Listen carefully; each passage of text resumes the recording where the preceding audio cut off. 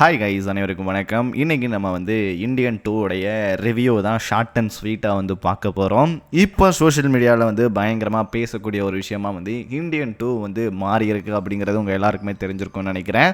ஏன்னா இந்தியன் 2 பார்த்திங்கன்னா இப்போ தான் இன்னைக்கு ஒரு 9ஆம் தேதி நெட்ஃப்ளிக்ஸில் ரிலீஸ் ஆயிருந்து. இதுக்கப்புறம் பார்த்திங்கன்னா பீப்புள் எல்லாருமே பயங்கரமாக பேச ஆரம்பிச்சிட்டாங்க. நல்லபடியாக பேசுகிறாங்கன்னா கேட்டிங்கன்னா இல்லவே இல்லை. டோட்டலி பார்த்திங்கன்னா ரொம்ப கல்வி ஊற்றிக்கிட்டு இருக்கிறாங்க இந்தியன் 2-வை.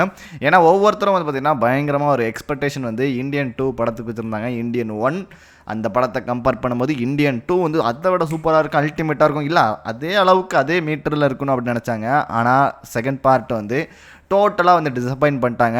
அந்த ஃபஸ்ட்டு கேரக்டரில் இருந்த இந்தியன் தாத்தா செகண்ட் பார்ட்டில் காணோம். அவர் எங்கேன்னு தான் எல்லோரும் தேடிக்கிட்டு இருக்கிறாங்க. ஸோ டெக்னாலஜி வளர்ந்துருச்சு, இந்தியாவுடைய வளர்ச்சியும் பயங்கரமாக இம்ப்ரூவ் ஆயிருச்சு. கிட்டத்தட்ட ஒரு 28 வருடங்களுக்கு அப்புறம் இந்த இந்தியன் 2 எடுக்கிறாங்க அப்படின்னா அதுக்கேற்ற ஒரு முறையில் இருக்கணும்.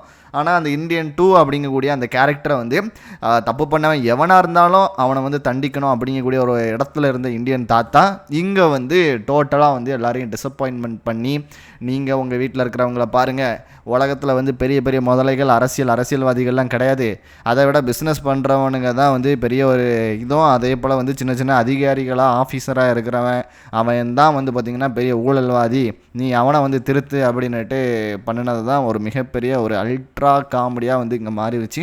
ஏன்னா இங்கே தமிழ்நாட்டில் நடக்கக்கூடிய பிரச்சனைகள் எவ்வளவோ இருக்குது. ஆனால் அதெல்லாம் விட்டுட்டு இந்தியாவில் நடக்கிற பிரச்சனையை நான் எடுக்கிறேன், அங்கே நடக்கிறது எடுக்கிறேன், இங்கே நடக்கிறது எடுக்கிறேன் அப்படின்ட்டு சப்பையாக மொக்கையாக எடுத்து இந்த படத்தை ரிலீஸ் பண்ணி இப்போ ரொம்ப ட்ரோல் மெட்டீரியல் ஆகி வச்சு கிளின்னு கிழிச்சிக்கிட்டு இருக்கிறாங்க சோஷியல் மீடியாவில். அதுலேயும் குறிப்பாக இந்தியன் தாத்தா ஊழல் வாங்குறான், அவன் கொள்ளையடிக்கிறான், அவனுக்கு எதிர்த்து தான் நான் கேள்வி கேட்க வரேன் அப்படின்ட்டு அவர் வரக்கூடியவர். போகிற போக்கில் விளையாடிட்டு போயிட்டு இருக்கக்கூடிய ஒரு பையன் ஒரு அந்த காலில் ஒரு வீல் உள்ள ஒரு பைக் இருக்குல்ல, அந்த எலக்ட்ரிக் பைக்கு ஆட்டையை போட்டுட்டு போகிறாரு அப்படின்ட்டு வச்சு ட்ரோல் பண்ணி வச்சு செஞ்சுக்கிட்டு இருக்கிறாங்க. ஓகே, உங்களுடைய கருத்துக்கள் என்ன அப்படிங்கிறத மறக்காம கமெண்ட்டில் சொல்லுங்கள். அதே போல் சப்ஸ்கிரைப் பண்ணாமல் இருக்கிறீங்க அப்படின்னா சப்ஸ்கிரைப் பண்ணுங்கள்.